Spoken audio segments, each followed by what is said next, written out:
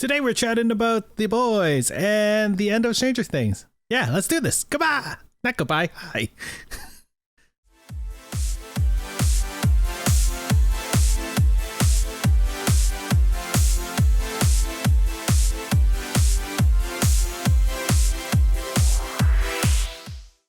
This AI has written out. We're live, by the way. Okay. Just in case things happen. This AI wrote out diaries of Will Sasso's childhood and makes him read it in the voice of Stone Cold Steve Austin. That's hilarious. This is a podcast? Yeah. Yeah, we don't promote other podcasts on here. Because this is Geeks with Kids, the bi-weekly geeky podcast that talks about stuff. That's awesome. That's our new catchphrase, right? The next time you bring up Strange New Pod. So we're here. Or one of the other 14 podcasts you're on. No, yeah, we'll talk about it. We'll talk about every podcast. It'll just be what's good. What's good? Podcast. That's actually not a bad name for a podcast. What's good? That's good. Well, that's gonna be our next episode. Is gonna be we're gonna chat about shit. Just hang out. I think it's gonna be fun. I like doing that. I like what's good. But before we get into that, hi Dave. Hi Huck. Hi. Hi Brent. Hey. How's it going, guys? Hey. Yeah, good. Harcroft said that we need to stretch. He redeemed stretch. I need that too because it's summertime and I have I'm hanging out with the 4 kids and it's just oh my god, 4 kids, 3 kids. I don't know why I said that. We don't have another one on the way. Yeah, don't worry about that, Redeem. I stretched 3 times today already. Oh my god. Yeah, we're talking about Stranger Things. We're talking about The Boys. Both finished last Friday. So it's a lot. It's a lot. Even though Stranger Things was only 2 episodes, it was a lot. So we're going to try not to make this... Stranger Things finished 2 Fridays ago. Was it 2 Fridays? Yeah, July 1st came out. Oh my god, I don't even know the time anymore. Yeah. This is the problem with having a bi-weekly podcast. We don't remember And things. when we're behind the times, you guys. The Stranger Things bandwagon's already left. Yeah. You know what also finished? Umbrella Academy. I was talking to Hawk. I was like, should we add Umbrella Academy? And he's like, that show. Oh, it's good. It's a good show. Brent, do you watch it? I have not finished season 1 yet. So. Oh. I enjoyed it. I enjoyed it. I just never went back to it for whatever reason. To be fair, remember, I don't watch a lot of TV. That's fair. Right? Like, yeah. I Stranger Things, The Witcher. It's nice watching. It's like watching Hamilton. And you're like, oh, there's another Hamilton. I like watching shows where I live here and I bus here every day. So I don't need to see more of it. I'm the odd one out here. There was a fire down the street today. Ooh boy, a whole housing development went up. There was a big fire just outside of Guelph. Like we saw the smoke pluming. We're like, I hope that's a controlled fire for something. I could, as I was walking, I went to the dollar store and I was walking home. And I was like, ooh, that's ash in the air. That's fun. And you're catching it with your tongue? And it was super windy, too. So you know that made the fire worse. Oh, yeah, for sure. Yeah, it's crazy right now. Like, we have a tree outside our kitchen, and I'm worried that it's going to break one of our windows. And if it does, I'll just, Can't you just cut that branch off? Just get rid of it. Yeah, I want to cut the whole thing down. The fucking tree's annoying as shit. Anyway, welcome to Geeks with Kids, everyone. Like we do every week, we're gonna talk about what we like, what's good, what we're liking there. What's our yum? What are we yumming? Brent, what are you yumming? Fuck, I didn't think of anything. That's okay. You're doing a run that I saw. Yeah, I'll tell you what. Yeah, tell you what. I don't fucking what my anti-yum is. That's fair. Fucking Queen's Gardens and fucking Hollow Knight. Fucking little fucking suckers last night. I've been working on doing Steel Soul run in Hollow Knight, which is a deathless run. And last week on my 5th attempt, I finally completed the actual game, like not full completion, but I've beaten it on deathless. So then I'm like, okay, what next? I've done everything else there is to do in that game. I need more content until Silksong comes out. So the next thing is to get the full 112% completion on deathless. And I was absolutely crushing it. I did one of the hardest missions in the game, the Flower Quest. And then I just stupidly got myself stuck in a fucking area. 90% complete out of 112. And I got wedged in between 2 rooms and got killed and had to start all over. And I literally, I fell forward on stream last night and just started crying. How long do those runs take, too? That run there that I just lost was about 12 or 13 hours gone. Ooh. So, oh man, I feel but for you, each man. subsequent one, I'm getting faster and faster and faster. Sure. Like I got about 50% complete last night in about 3 hours. So that's my anti-yum, and then my actual, I would say an actual yum is this was a game that I tried, one that we talked about when it was reviewed back in December when it came out, was Have a Nice Death. Yeah, you said not to get it because because it was absolutely fucking broken on release. Every time I entered a new room, rooms wouldn't render in. You just fall through the scrring, and you couldn't play it. But that happened to me in Batman Arkham City a lot when I played it the first time. They've done a couple updates now. They've added some new content and they fixed a lot of the bugs. So I decided, okay, I'll sit down and try it again, and I love it. It's so much fun. It's so much fun. I was thinking about picking it up. It's just it's a nice mix of it has the same kind of humor that Hades has, with the same kind of aesthetic and gameplay as like Hollow Knight, but much more like fast paced. Is it drawn? Like it's very, I don't know if it's fully hand drawn. It's much more like cell animation, if anything. Cool. But it's absolutely beautiful. It's so much fun. I don't understand half the mechanics in the game because I want to kind of wait until a full release, but I was having a lot of fun with it earlier this week. I played for a few hours, so. Dang, I should have picked it up. It was on sale last week on the Steam sale, and I was gonna get it. But Stray is there, and I'm like, do I get Stray on PC? You get Stray for free. Yeah, no, I have the thing, but I want to play it on my Steam Deck in bed. I need Steam Deck. Yeah, but figure out a way to play your PS5 on that, because Stray comes out free next week. PS5 to your PS4, and then your PS4 to my Vita. I think your PS5 can stream to a Vita. I'm not actually sure. I do not imagine that would work well. No, I don't think so either. Well, we'll see. The Wi-Fi card on the Vita is dog shit. It is. It is. I remember downloading games and being like, well, I'm going to leave this for the day and I'll come back. 200 kilobytes. That's awesome. Maybe I'll check out Have a Nice Death. Is that Death Day? Yes. Have a Nice Death. Have a Nice Death. Yeah. All right. Cool. David, what do you wait, should I go to Hawk so you can do your... No, I'm ready. Oh, I'm ready. So, that when Stranger Things was coming out last, not the Friday that just passed, but the Friday before Friday, I went up to Provincial Park and did a little camping. Oh yeah, backcountry camping. Got a little scars on my thumbs from rowing for 90 minutes straight. After 5 hours in the car, and 3.5 days in the backcountry. Just living off the land, eating twigs and berries. No, we had real food. No. Drinking the beers. But you gotta forage for wood and stuff like that, and living in your tent and not showering for 3 days is fun. Yeah, that's just being a parent. Well, luckily the water there is so clean amateur. That it's one of those weird things. Is like you kind of get, because in society, like if I don't shower for a day, I actually feel disgusting. But out there, because the water is so clean, there's no chemicals in it, there's no chlorine obviously or anything. It was great. It was beautiful. I actually brought my contacts and my goggles this time, so I was actually doing a little diving, and we didn't see any fish basically. And then I think the second day I dove under, and immediately there was a smallmouth bass like just right in front of me. It scared the shit out of me, and I started drowning. Did you grab it and then? No, everybody kept joking that I need to catch a like fish with my teeth like Gollum, but because we had a bunch of people who went fishing, but it was a lot of fun. Super tiring, just it's a lot of rowing and stuff like that, because it's 90 minutes out, 90 minutes back to the campsite. But and then it took us like 6.5 hours to get back to, just because of the way things were going. And on top of that, because that was a week ago, my Bunkers and Badasses finally fucking arrived. Saw that. I saw. It's only been 2 years. So this is the Borderlands Tiny Tina's Assault on Dragon Keep game. Like it's like D&D. Nice. It doesn't play exactly like D&D. It comes with miniatures. It comes with maps, and it's not going to show up on my thing, is it? But you can see it on Nerdvana Games or whatever .com.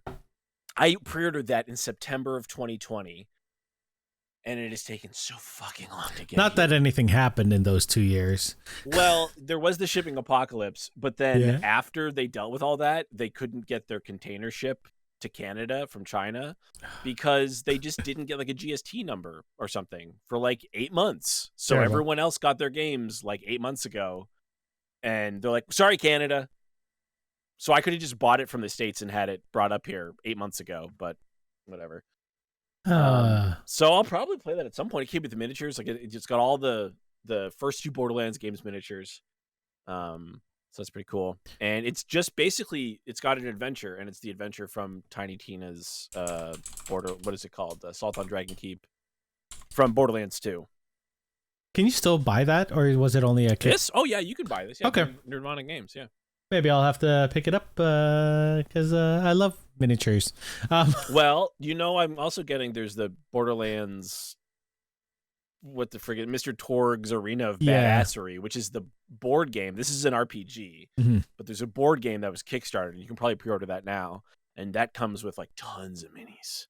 Like Man, you can get like a Truckosaurus Rex mini that's gonna be like this big. Megan's gonna look at me like, why did you get this? I play D&D in person, and I haven't touched like my minis for like 2 years basically because no one's been here. Yeah. And so everybody sat down, and I'm like, I'm not moving any of this stuff. I haven't sorted any of the minis. I put out the new terrain I got from Dwarven Forge a couple of weeks ago, and it's just been like, all right, I guess I'll move. Like, you be that guy, you be that guy. It's all the same. There's I just keep getting more and not sorting it. Mm-hmm, It's just a problem. That's all right. But yeah, those are my yums. I actually we're going camping next weekend, so we bought one of those roof rack for the top of our van. Oh yeah, that's gonna be great to have, and bought a new tent because ours is leaky and some other shit. Yeah, you can just buy like tent repair kits. We tried. Like they're like holes and shit now in there. Oh, okay. Yeah, it's dead. Which is fine. It's like 20 years old. So I think next time I go, I'm gonna get like an ultralight tent. Like I'm really gonna pack down because I always bring the least out of everybody. Like I've been trying to really pare it down. So I want to get it down even because it's only 3 days really. So like I don't need like a big backpack. Yeah, we have kids, so we're gonna have all the shit. Make them sleep on the hard ground. No tent pads or whatever. We have a roof rack. We have sleeping bags for them. Actually, they're small. They can sleep in the van. Nah, that's not. I feel like that's not sleep safe. Under the van. Yeah, they're not that small. Hawk. Daddy, the youngest one is freeze dripping on the youngest. Yeah, is. it'll do that. Fair. Hawk, what's good? What's your yum? Yum. Don't really have a yum to bring to the table. Yes, you do. Week. What happened last Thursday? Last Thursday we got to see the finale of Strange New Worlds. Fuck, it was so good. Oh my god! Like you have a whole podcast to talk about that, Eric. Oh, I know. But it's enough to say. We don't it's talk about another podcast. Remember? No, it's not about the podcast. We're talking about the actual series. So good. Yeah, obviously we got the advanced screeners for it. I ended up watching it earlier in the week and I love commenting. I love like just texting people back and forth. Wait, are they doing Balance of Terror? Oh my god. I was hoping you would watch it at the same time I did, and you didn't. You watched it later, and I was like, who am I gonna message? I just messaged our spoiler thing. I was like, holy fuck, oh shit. It's quite funny. And they did such a good job with it. The cast turning it. Yeah, and just turning the whole story into a what if on like probably one of the best episodes of TOS. If you didn't see today's Penny Arcade comic, I did post it in Geeks with Kids, and it relates to Strange New Worlds, the finale specifically. Didn't see it. I'll have to check it out. I have not been home most of the day. It's like it's the best Star Trek finale, season 1 finale, I think, out of any of them. It's just so good. We actually talked on a different podcast. We talked to the person who played the Romulan commander, Matthew Matfesian. He's actually from Hamilton, so it was nice talking to Hamilton. His IMDb says North York. He was born in North York. He moved to Hamilton and lives there with his wife and kids. And it was funny because we were talking about like Hamilton area stuff, and the rest of the people who are like on the other pod are Americans, so they're just sitting there like, what are they talking about? Yeah, I thought that was amusing. He was. Are they talking about Alexander Hamilton? Alexander Hamilton. Talking about the musical? We're talking about a highway. Alexander. Oh man. He was super nice. He was very nice. I love actors. They're just such great talkers. All the people we've talked to anywhere. Like we had Elminster on here. We had Elminster. I mean Ed Greenwood. yeah, I said the what I said. Jim Zub. We had Gandalf. We had Gandalf here. We had like everyone we've talked to. Like everyone's so like you. There's some people where you're like, oh fuck, I wish I didn't meet them. But most of the people we've talked to are super chill. I wish we could have talked to Andrew Rosas and Drew Saplin from Rooster Teeth for longer too. Yeah, me too. I wish we just had a shooting the shit one episode for that, instead of a what were we doing? Pitch. Brent comes in with his fucking like screenplay. That was a good episode. Was it Thundercat? What was your show? Reboots, Ghost Rider. Ghost Rider. Yeah. And then I took. That was like a year ago now. Yeah. I took Andrew's idea because I did the Quantum Leap. Oh yeah. Well, they didn't know. Yeah, and when then they stole that. And now Quantum Leap's coming out. Well, I don't think they wrote it. Though. No, they did a cool like the new Quantum Leap is basically it's a new guy. But the person who's running the program was someone that Sam Beckett had leapt into and changed his fate in the original series. So it's I think that's really neat. And that man is Ernie Winston. Who's Winston from Ghostbusters? What's his real name? Ernie Hudson. I was gonna say Ray Charles because I think there is an episode where he jumps into Ray Charles. He does. And he's like blind. Oh my god. Oh, I love Quantum Leap. I'm looking forward to it. Oh. God, there's some really bad episodes, some really good episodes of that show. Mm-hmm. You know what's really bad? The fucking finale. Oh, it's so angry. Dr. Beckett did not return home. God damn it. Just the worst. They're going to fix that. And there's I think he's Filipino-Canadian, not Filipino-Canadian, Filipino-American, the actor who's the lead on there. So that's neat to see Filipino people. Or Asian people. People are taking over Hollywood. I know. I don't understand. It's so weird. Now's our time. Yeah. I should have jumped in at that. First you took over Survivor. Now you're taking over the whole industry. I mean, did I tell you my parents know her, the girl who won Survivor? That's so fucking weird. That's so weird. Anyway, am I getting a cut? Yeah, no, Filipino. Don't know her that well. There's not that. The Filipino discount is not that. You could add extra pineapple, but it's not cheaper. You can have some more pancit, more noodles. There you go. Yeah. Anything else, you guys? Oh, my good. Tomorrow's Tala's birthday. She's turning 1 tomorrow. So that's. Oh my gosh! That's fucking crazy and weird. Is there anyone not born in this month? The rest of my children. Most of the people in my family are born in March. Yeah, most of my family is like spring or fall. No, everybody in my family is spring. What are you talking about? There has been a birthday that I've for someone I've known every single day this month so far. That's weird. Yeah, that is weird. And it still keeps going because now Tala's birthday is tomorrow. My father's birthday is the day after. Today's Shosa's birthday. And yesterday was my nephew's birthday. And Hawks' birthday was not too long ago. Friday. And then the day after that was my aunt's birthday. Oh, man. That's crazy. I know. And like some of my best friends got their birthdays in fucking October, man. I guess. Halloween parties. That's when my birthday is. Yeah. So all those Halloween parties, man. What else is good? I saw Thor. I guess that was fun. That was a fun movie. We should tell our Thor stories. Yep. Okay, I'll tell my Thor story. So I went to the movie theaters on Friday. Super excited. I got D-Box tickets because I love that movie chair shit. And I picked the end of the row because I was like, I don't want to sit by anyone. There's a couple new strains of COVID. I just want to chill out. And it was cool because there were just people in the middle of that row, people on the opposite end, and then there was like nothing until me at the very end of my row. So got my ticket scanned. I got my Thor cup and my giant popcorn bucket thing, which is somewhere upstairs. And then I start walking up the stairs. I'm like, oh yeah, fucking Thor. I look up, I'm at my row, and there are 2 people right beside me. I'm like, fuck, that means my row sold out if there are people, right directly beside me. So I sit down, I have my mask on, I'm sipping my drink underneath, the mask because the guy beside me is coughing the whole time, which is nice. This is not puking. At least he's not puking, but coughing like he's going. Oh. I'm like, dude, I'm I'm right here. Cough at your off.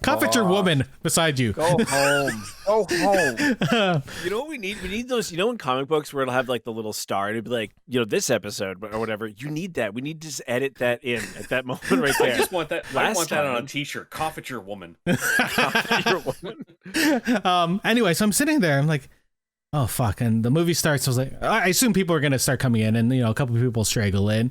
But like the movie starts, I'm looking over. I'm like, there are at least 5 seats beside them. I'm like, what the fuck? You chose to sit right beside me instead of like in between where there was no one else. So literally, I was just like, oh god, this fucking stupid goddamn motherfuckers sitting right beside me is coughing the whole time. Once that's in your head, it's like it takes you away from the movie, Yeah. right? I had that happen once where me and a buddy of mine went to go see Starship Troopers, and like we snuck into the theater because we were, I think, like 17 at the time.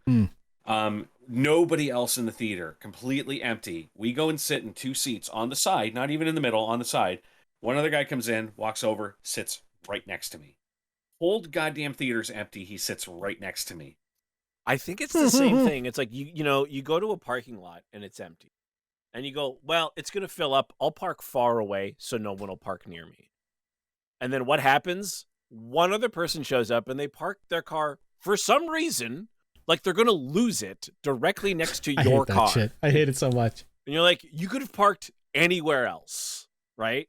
You could have parked on the other side of the building. Like my buddy asked, the one other car.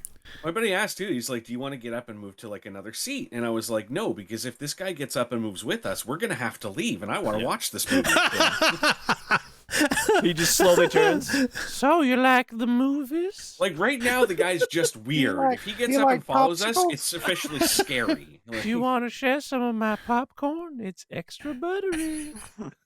If you get sweaty, just take your t-shirt off and wipe your face down. Put your hand all the way down to the bottom of the box and see what you feel. Oh no, I spilled my drink on your pants. Let me get that for you. Oh my god. What's your story? So I went Thursday night. I was supposed to go with Harcroft and Mrs. Harcroft and another friend. Mm-hmm. And you know, as you know, in Hamilton, there's 2 theaters. There's one about a 20-minute walk from me, and a one all the way across the city on the mountain. Stupid me. I forgot that they always go to the other one. And you know, I got down there. I was nice and early. 20 minutes go by. You guys are at the other theater, aren't you? Yeah, we'll come get you. I go, no, I've already waited enough. I'm just gonna buy a ticket and go see this movie alone. Which I did, and unfortunately I wanted to go D-box, but there was only 1 seat, and I didn't want to sit near anybody. Mm-hmm. But basically my rows were all empty, but I sat like 3 rows from the front, and since I'm blind, it's perfect for me. Like I just get the whole frame in my glasses. And everything. Yeah. So my story's not as bad, but then because there was no buses at 1 a.m, I did just walk home with my Thor cup. Which is actually really nice. I would highly suggest walking for 30 minutes after seeing a long movie. Especially after you have so much popcorn and drinks. Yeah. Oh, I used only to do drank. that all the time. Because when I lived downtown on Queen Street, like every time I would go see a movie up at Ancaster, and I would walk home and just take the Shadok Trail like all the way. Wow. Oh, yeah, that's a long. Harcroft says it was fantastic. It's about 45 minutes to an hour, but it's nice. It's the end of the night. It's a nice cool breeze going. Like. You know, no one's trying to rape me. Harcroft said they got to refund my seat, and then they got a guaranteed empty spot next. See, that's nice. That's nice. So, yeah. But they saw it in IMAX. I saw it in AVX, which is good enough for me. I saw it in AVX as well.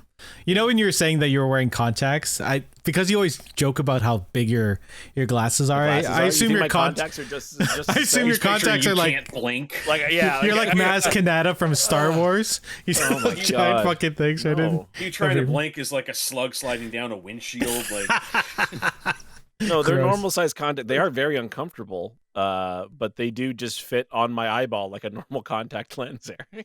Yes, that's fair. That's fair. I need to get new contacts. I'm on my last pair, and I've had them for like a year. I need new contacts. Or longer. Maybe 2, maybe 3. I don't know. 3 years. Pandemic. I got it before the pandemic. Ugh. That's not good. There's only really 2 news items I want to talk about because they're. Oh wait, you know what? Before we get into that, without spoiling anything, what do you think of Thor? I thought it was cool. Mm-hmm. I think that's the best way to put it. Because without spoiling anything, it was a really cool movie. Yeah. It was pretty. It like I was kind of saying earlier, it's like don't expect that it's gonna be as different. Like don't expect this movie to be as different from Thor Ragnarok that Thor Ragnarok was from all the other movies. But also don't expect it to just be the same thing. It has different themes. Mm-hmm. It's a different film. There's a lot of fun stuff in it. But because Thor Ragnarok blew people away so much, don't expect to be blown away the same way because you can't strike lightning twice, right? Yeah. You're not going to do that. I thought it was a fun movie. I thought it was visually very impressive. There were some really good moments, like character moments. I like Natalie Portman as an actress, so it was nice seeing her get more in a Marvel film than Thor. She was sort of there. I had issues. Parts same. of it, but I don't want to share any of them because they're mostly irrelevant in the movies. It's the 5th highest opening, I think, for a Marvel movie. Wow, it's pretty good for a Thor movie. Pretty good. I will say that the post-credit scenes are very intriguing. Very short, but the first one. Wow, I sat there. I was like, what? Why didn't they show that earlier? Not expecting that. No. Did you do what I do? Because the credits are like 8 minutes. Mm-hmm. So I was sitting there for a while. I was like, I really got to pee. So I got up and peed, and I just came back and waited for the rest. And I still had to wait like 4 more minutes. No. I wait for the first scene, and then if I have to go, I'll go, and then I'll come back because I know it'll be like 8 minutes. That's what I did. Oh yeah, but it was still so long. Like the credits on this movie were so long. Mm-hmm. Actually, Nami Melamood, who did the music for Star Trek Prodigy, she did the music for Absentia, Strange New Worlds. She did that Kristen Bell, the girl in the window across the street from the girl. Yeah, she did the music for this Thor, and it was fucking awesome. I loved the score. The music was really good. So good. She had a rockin' week. I saw it in 3D. Goats meme. Mm-hmm. Screaming Goats. Did you see it in 3D or no? Yeah. I didn't know 3D movies were still a thing. It's very nice. It was a good movie in 3D. I mean, you saw what I wrote on Twitter. Fuck 3D movies. Fuck you. Stop making them in 3D. I hate wearing 2 pairs of glasses. Yeah, I hated that too. I thought we were done with this shit. There are like the movie didn't need it, but there was like at the ending there was a character that you see and it was in 3D and I was just like, fuck, that looks amazing. Like, I don't remember anything where I went, wow, that's really good in 3D. That's been better. Like, it's. I think the last 3D movie I went to go see was Clash of the Titans. Oh shit, that was a long time. Not the sequel. I saw Clash of the Titans in 3D. It was the first 3D movie I ever saw was My Bloody Valentine, which was really good because it was filmed in 3D. Then I saw Clash of the Titans, which was transferred to 3D, and I had such a horrible fucking headache at the end of that movie. I was like, I'm not doing any more 3D movies. The second Clash of the what was it called? Clash of the whatever. Wrath, Wrath, was so dark. I remember seeing it in theaters. I'm like, I have no idea what the fuck happened to that movie. Like, if there wasn't a scene in daylight, I just didn't know what happened in the sequel. Like. And Thor had some pretty dark scenes, and that's the problem with, like, this movie was not shot in 3D. It was done post. And there's some stuff they can do with that. Like, there's some really cool cinematography they do in this film. But just, like, I'm sick of it, man. I don't want 3D. I don't want to have to pay extra. I don't want to have to wear an extra pair of glasses. I don't want to risk a headache. I just want to see the fucking movie. In the way it was shot, no less. Like, I want to see the movie the filmmaker intended to make, not where the studio goes, well, let's squeeze a few extra bucks. Let's try and do this, blah, blah, blah. You know. Let's put Hemsworth's butt in your face. I mean that's fine. That part, 4X, the real thing, you know, like, that's fine. Yeah, you just smell it all, and it's just because you only see the blurred version on trailers, but the real thing, toit like a tiger. You know what? I'm not gay, but I can appreciate that man's body. He's a good-looking man. Whew.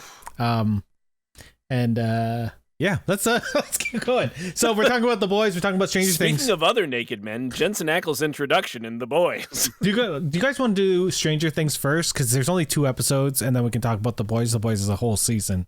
So, cool. And we've already talked about Stranger Things before. Yeah, we might as well jump off that. Yeah. So Stranger Things came out, Volume 2 of Season 4 came out on July 1st. which was, I guess, 2 weeks ago, like everyone said. That was such a nice birthday present. Yeah.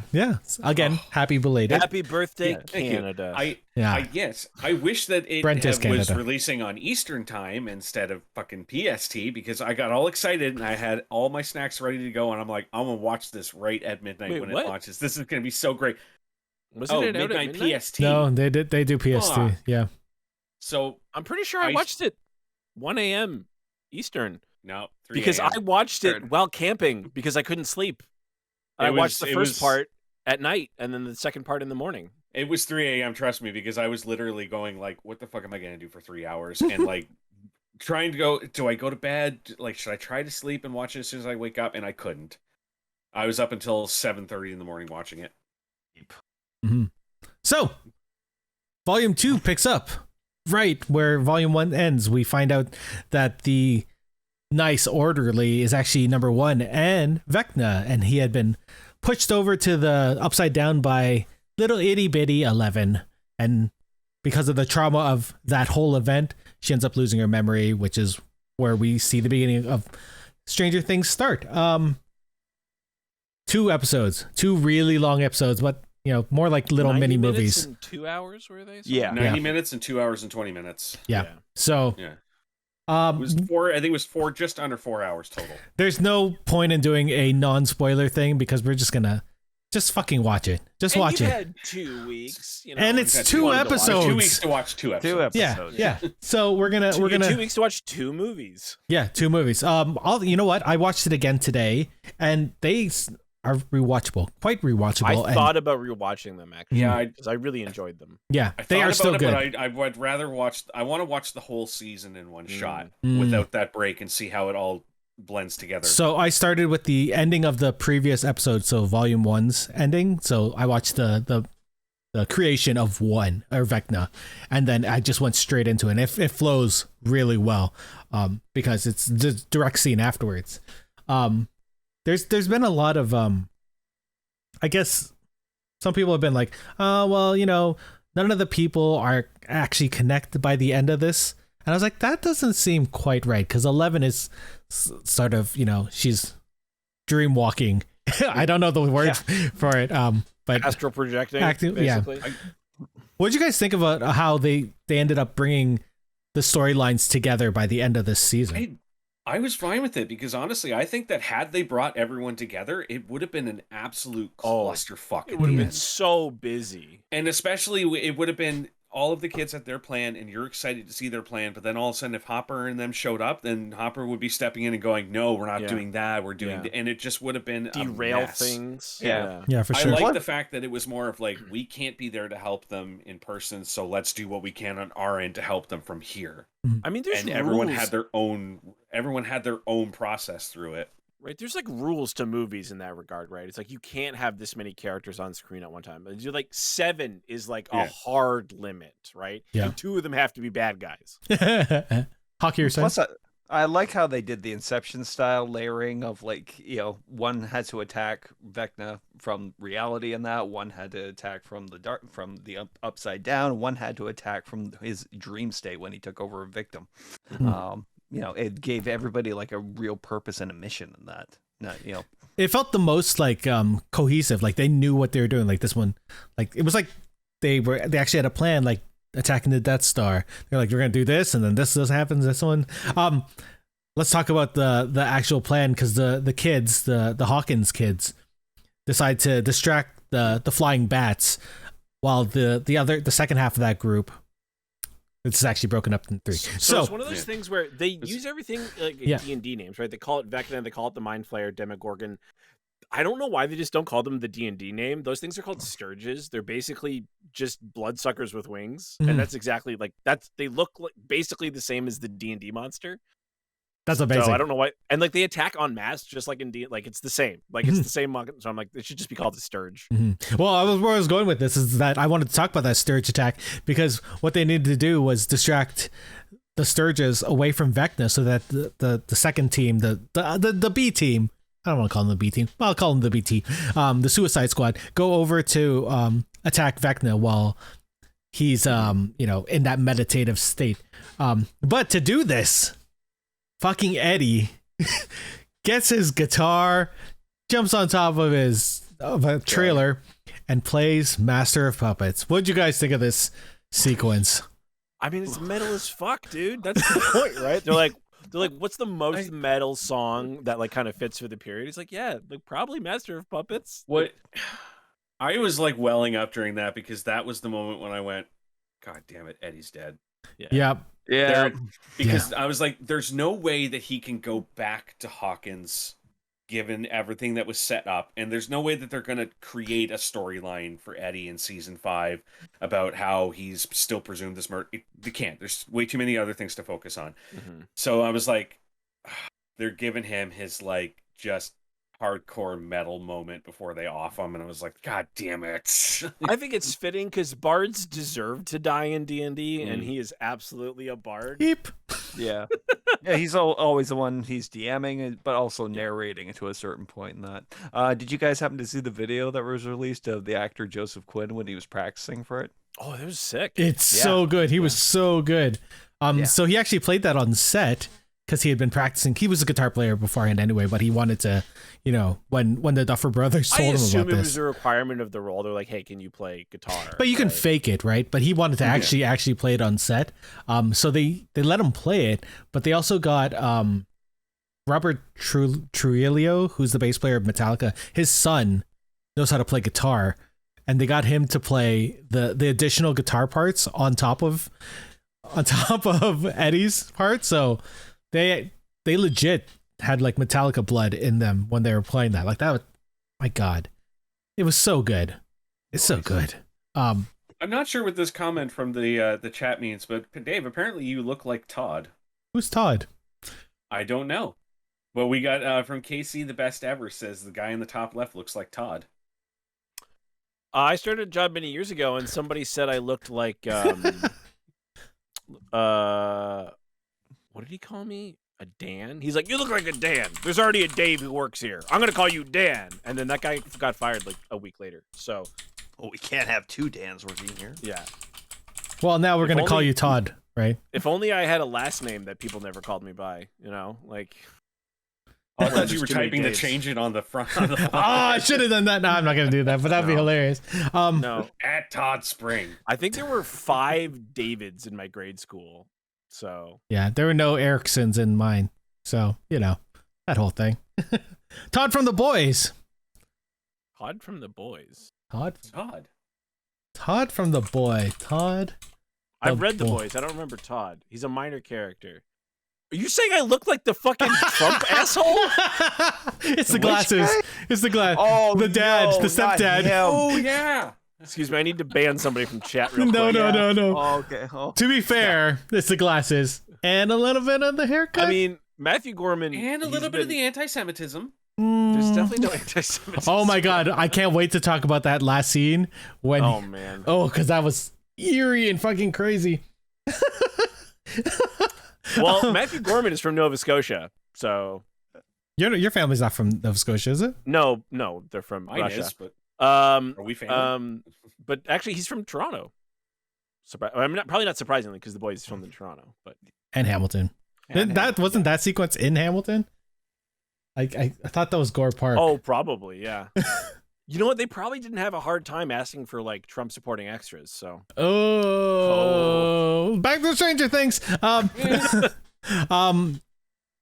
Yeah. Let's keep talking about this sequence. What did you think about that one team who ended up? You know, Eddie ends up getting beat to shit. I was really surprised at how early they had the infiltration team for Vecna's lair, his house.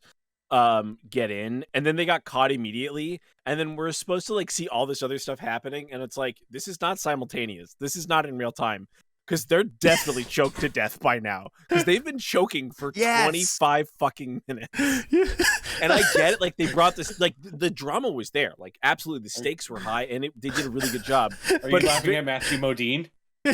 I'm laughing at the Matthew Modine comment. Can you see the best ever? Eric looks like Papa? No, I'm not bottom right. No, it's Hawk. Right, for me, you're bottom right. Hawk is bottom right, and he looks like Pop. You look like Matthew Modine.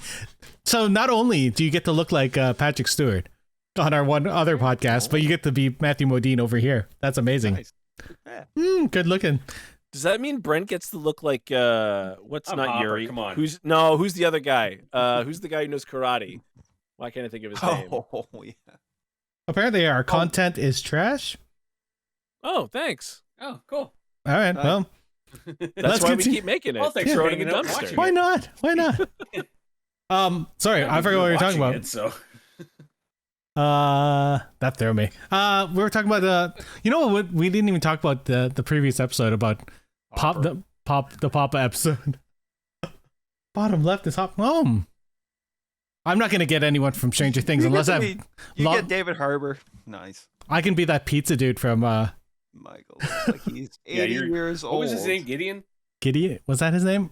I don't remember. I don't remember. I liked him, but I don't remember. I liked him, but I never remember his name. You're like the one who ran the pizza shop that they took over at the end. Not even the main dude that drove the van. It was the other guy who got the joint and got to go. That's fucking hilarious. And Michael looks like he is 80 years old. Yeah, apparently. Okay. I think you look great for 80. Yeah, good for you. All right. Is there anything like Argyle? What's his name? Argyle? That was his name, Argyle. What else did we want to talk about for Stranger Things? Anything else? I sort of got thrown by. I really wanted to rip Eddie. Like that was just was the only thing. Like that was the most. There was so much build up that there was a lot of rumors going around and so much build up about what characters are going to die. Like, we had the discussion about our predictions going into it, and then I think outward, like the biggest prediction was that it was going to be Steve, and they were really building up the episode that it was going to be Steve. Like they were super setting that up, and you know, Robin getting the other girl and everything, and it's like, okay, so now she has a storyline beyond him, so he's not as important anymore, and Jonathan's back, so now he's sidelined from that. And then when they didn't, I was so happy because I'm like, I love him as a character, but I'm just so mad that it had to be Eddie that had to go. I mean, and Papa, but fuck Papa. Yeah, Papa turned out to be a total asshole by the end. Yeah, it's sort of rough. There's also the house at the we had Lucas and Max at the house distracting Vecna, and Max actually, you know, offering herself up to, you know, distract Vecna throughout the whole time. It was sort of heartbreaking to see her go through that. That was the best storyline thread to watch, was hers. And that's where, when we asked the question earlier, what if they had all come together, we wouldn't have gotten that moment. There's absolutely no way that any of the adults would have let Max go through with that process if they weren't there. And that was the most heart-wrenching part of that entire episode, especially like at the end.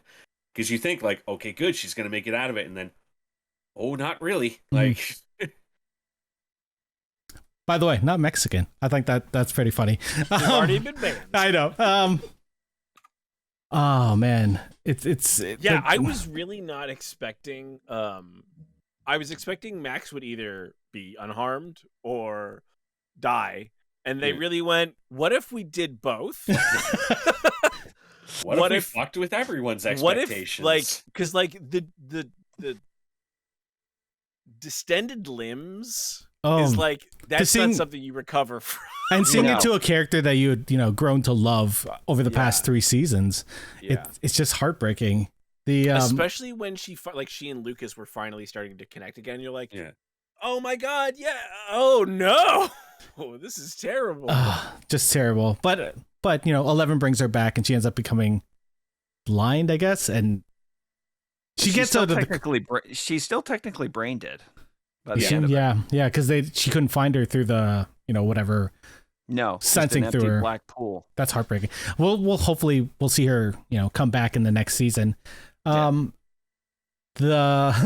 jock and his, you know, Christian. Oh God, I hate them so crusade. much. I hate them more than Todd on fucking The Boys. Oh, I hate them so much. Where it's like, I refuse to listen to reason. And also, I'm going to beat the shit out of anyone who gets in my way. And because I'm a white jock, no one's going to stop me. No one. Oh, that scene at the gun shop was terrifying. Just fucking gross and... Yes. I just like, and the scene where the one, I don't even know like what the other guy's name was, but the one who was attacking Erica in the park, like that scene. I was surprised that happened. I was like, Jesus Christ, like she's 9 years old. Like this show's really going for it with the aggression here. Like, yeah. I thought that encounter would have been a lot more playful than what they played it out as. Like, yeah, no, not at all. That was fucking terrifying. And then we have in Russia, we have Hopper and crew going back into the prison and, fucking trying to destroy this dust thing that I guess they introduced in this season. And it'll probably be a better... The smoke monster? Was it the smoke monster? I thought it was something new. Okay. It was a smoke monster. Yeah. But we haven't seen it in anything before, right? Like other than Lost. Yeah. And yeah, I don't even know what that's actually supposed to be. Like, it's weird, right? Because like there was that whole scene with one after he got pushed through to that other plane of existence, and it's like just basically primordial, untouched in that. And he was the one who turned it into like the upside down version of Hawkins, and finds what everybody's calling, I guess, the mind flayer there. Yeah, I wasn't sure if that was just like what the mind flayer was made out of from the previous season. It was very confusing. Or at least for me, it was. At the end of the day, they do end up destroying Vecna, or at least Vecna and 11 fight, and she throws him out a window. He disappears, and then we go back to Hawkins. The whole crew, everyone gets to connect at the end. It's a nice little, happy moment. And then we start seeing ash falling from the sky, and this giant crack that goes through the whole city, and plumes of smoke are just coming out of the ground. What do you guys think of how this season ended? I mean, I would have really wondered what the hell they were going to do with season 5 if this season didn't end on a down note like that. If this season ended on a happy note, everything's resolved, everything's great, then I'm literally going, what are we doing? What's the point of season 5 then? Yeah. There was that vision that Nancy talks, like she talks that Vecna, gave her a vision about the future. And like, what do you think of, like, it was pretty much what happened, right? Yeah, and that's what I'm really curious to see too, because from what they've announced, the next season's going to time jump to the 90s. What? So I'm curious to see like what's going to happen. Like now we've had 5 years of this world now being destroyed, like and hell like on Earth becoming. Yeah, like did they say they're going to the 90s? Is season 5 going to start at? Because this was 86, right? I assumed it was going to start. The next season was going to start right after, like 87 or something. There was, I don't know if it was. I just heard a storyline that Duffer Brothers had announced that they want to time jump several years to season 5, and that it was probably going to be the 90s. Because they were joking. That's interesting. They were making a joke about how they were still going to make Will Byers have the same haircut in the 90s. God damn. Poor that would fucking be so cool. That poor Noah, kid, dude. Like holy fuck. So I want to end this off. There's been a little bit of talk on the internet that we expected the season to kill off a couple people. Like this was they kept on saying it was the Game of Thrones season, but they didn't really kill off anyone. They injured Max. Anyone vital, like they injured Max, and they sort of made the stakes really high. They definitely. It sounds like they pulled back because they found out they were going to do another season. Whereas, like, if this had been the end, then Vecna would just be dead, which would be easy enough to do, I suppose. And then they could have killed off a bunch of people, right? I could have seen it being that they had planned on killing Steve, but when I could see Steve dying. When Joseph Quinn came in and started playing that role, you can tell that they fell in love with him playing that role, and that they knew audiences are going to fall in love, and they probably already knew I bet he was already pegged to be killed off mid-season, but they liked the character so much that they said, let's keep him around and make him the death at the end instead. I could see that. So I think Joseph Quinn playing that character as well as he did and making everyone love saved Steve's life. I like that. But then again, that is a Stranger Things kind of thing to do, isn't it? They did the same thing with Sean Astin. But that's the thing is, I think they didn't want to pull another Bob. I think they were afraid of like killing off a really beloved character, so they kind of balanced it with, we're going to kill a beloved character, but we're going to kill one that you've only been beloved for a few weeks now, and we're going to kill him in the second volume, so you guys can chill out with him for an extra month. Nobody died in the first half or the first 7/9, right? Not major characters, no. So I think we were all like, I think we were all just like, all right, everybody's going to die because they saved it for these last 2 episodes. And then one person got maimed. And I was like, well, that's fine. In the most painful way. Jesus. Yeah. But like with how powerful Vecna is supposed to be, it really seems like, come on, take the gloves off. Let's go. You know, like start fucking some people up. For sure. And I hope that it, becomes that in the next season. Those things just start going to shit. Like, how could it not? Like, there's supposed to be armies of demons or whatever the fuck. Well, and there's got to be like some kind of fallout between like Lucas and what's his face going at it, like the captain of the basketball team. Like, I can't imagine that they're gonna have that fight, and they're like, all right, everybody goes home after. Well, that guy's dead, right? Yeah, he got cut in half. That guy, he's dead. He got ripped in half. No, I know, but the other kid didn't, right? Yeah, but do you really take the other kid as like I'm gonna carry the torch from here on in, or do you take him more as I'm gonna get with my family and fuck out? What I mean is that like I can't imagine like his like henchmen are just gonna like let things go, or if they do, like there's just gonna be no consequences for any of that stuff. Like that would actually, I think, be kind of a letdown because there's clearly tension there that is unresolved, and like those are bad guys, right? Like, those are bad guys. So we should do something about that with the story. For sure. I don't know, because like, the whole point of the real world, like the way they were acting is that, they didn't believe that these things were happening. They could not. They thought it was just like, like satanic cult worshiping, all that 80s. But now they know it's real. Right? But everybody in the world knows this is real now. They can't not. I kind of disagree a little bit with you, Dave, though. I think that those guys did have real world consequences on this, because that guy coming in and fighting Lucas is what stopped Lucas from being able to save Max from being made.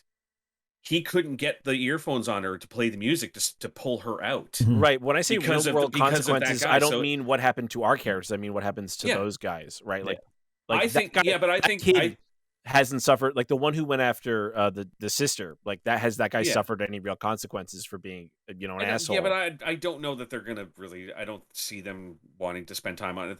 I think that they're gonna think the audience going, well, the one kid getting ripped in half from the world tearing open. That's good. That'll make everyone happy.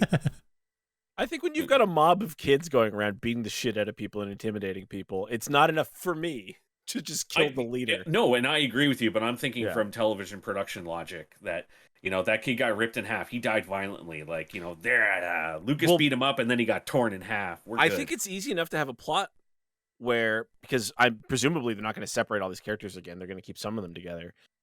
Where half those kids are like, oh shit, this shit was real and it's not their fault. And oh shit, it was real. It is their fault because they're fucking ritual. So they can I think it would be hilarious. Going.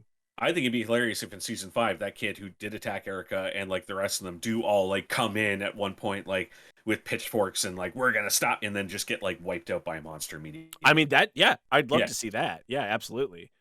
I just don't want to see it like thrown away because it did occupy a lot of time. It was probably like 20% of this season was this whole satanic panic thing, and completely ignores the actual like real satanic panic that happened.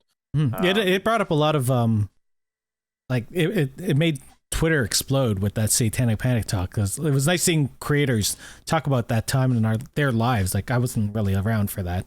I mean, there was a real court case that was surrounding this stuff that had like real consequences. Robin Hood. A lot of people just remember it as like, oh, my kids aren't allowed to play D&D, because it's for Satan. But somebody did die. There was a whole thing. For sure. Any final thoughts on Stranger Things before we go on to the disappearance of Vecna at the end, which that little callback to Halloween that they had? Do you think it's possible Vecna could be hiding inside Max? Yeah. Oh shit! Absolutely. Yeah. I think a big part of it is right that Vecna was saying Vecna absorbs. Vecna doesn't just kill people. Vecna absorbs their memories and things like that. Yeah. Sort of like Rogue in the X-Men, where it's like you don't just get their power, which is why Vecna's so powerful by killing all those other kids, but you get their memories and things like that. So that means Vecna knows even more potentially about everybody else. If Vecna got Max, right? And what they need to do is get inside Vecna and pull Max back out and put Max back in her body, which is a very D&D storyline, right? Yeah. The astral plane, silver cords and stuff like that, putting your astral self back in. It's very cool.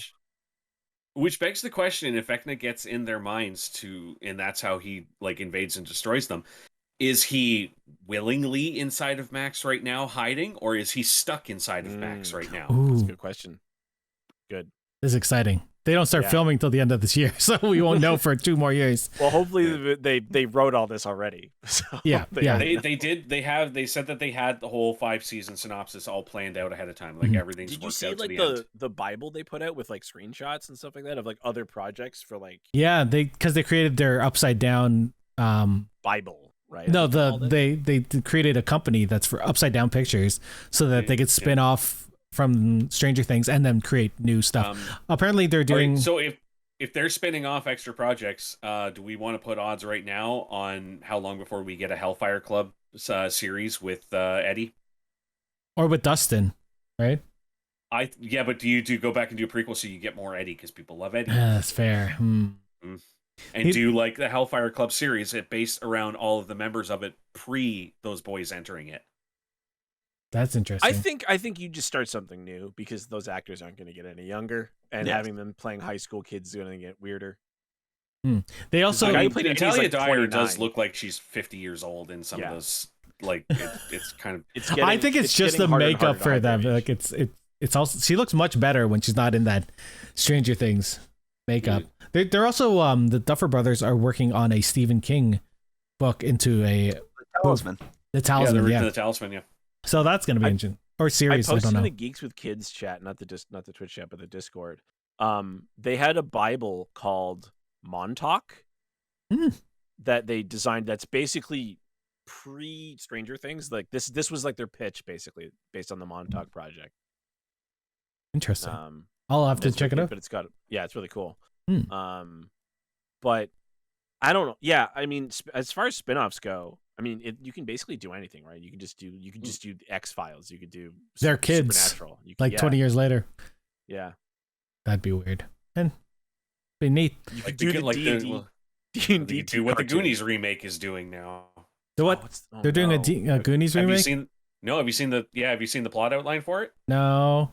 It's the storyline is it's going to be about a bunch of kids who want to go and film a movie like the Goonies, following in the footsteps of the original Goonies. So they're going like with the meta route.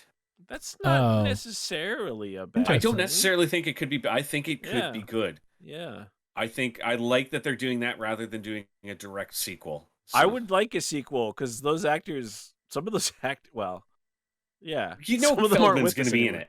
You know that Feldman's going to, because he needs more cocaine. You know, Sean Astin. I can't think of his first name. Quan. He was just in Everything Everywhere All at Once, right? Yep. Kihui. Yeah. Just, I'd love to see them as adults playing off each other again. That'd be great. Yeah. Awesome. I agree, and I think that they do have a plan to associate the original actors too, which I really like. But I like that it's not going to be like it's the original actors' kids going and doing another adventure. Like, that's where I was like, I don't want that. Like your kids are special. It's like, why? Because you were special once. It's like that's just everybody's kids. That's not the point of the Goonies. Not everybody's kids do the same things their parents did. That's actually really weird. Anyway, so if Trump had superpowers, the TV show. Yep, The Boys. Does someone want to start this? Because I want to go grab some water. Dave? Okay. Yeah, good. Having read the comic, season 3 of The Boys is very fucking different from the comic, especially the 3rd volume of the comic. Homelander is so much more fucking like he's not unhinged, but he's like pushing himself deeper and deeper down this rabbit hole of like, I want people to love me.